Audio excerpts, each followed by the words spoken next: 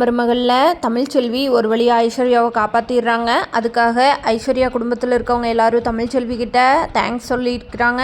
சேதுவும் தமிழ்கிட்ட ரொம்ப வருத்தப்பட்டுட்டு, ரொம்ப நன்றி தமிழ்ச்செல்வி, நீ பண்ண உதவியை நான் என்றைக்குமே மறக்க மாட்டேன் அப்படின்னு சொல்கிறாங்க.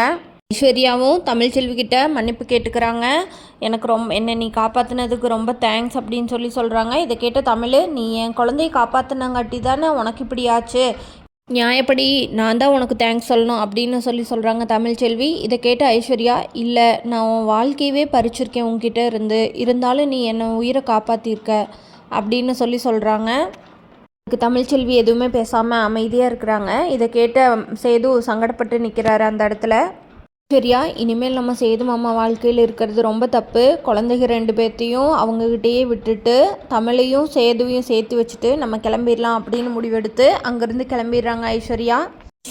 இதை பார்த்து ஐஸ்வர்யாவை திட்டுறாங்க. ஆனால் இருந்தாலும் ஐஸ்வர்யா, இல்லை நான் கிளம்புறேன், நான் இவ்வளோ நாள் பண்ணது தப்பு, இப்போ தான் எனக்கு புரியுது, ஒருத்தவங்களோட வாழ்க்கையில் உள்ள வரக்கூடாதுங்கிறத நான் இப்போ தான் புரிஞ்சுக்கிட்டேன், என்னை மன்னிச்சிருங்க, நீங்கள் 2 பேரும் சேர்ந்து வாழுங்க அப்படின்னு சொல்லிட்டு ஐஸ்வர்யா அங்கேருந்து கிளம்பிடுறாங்க.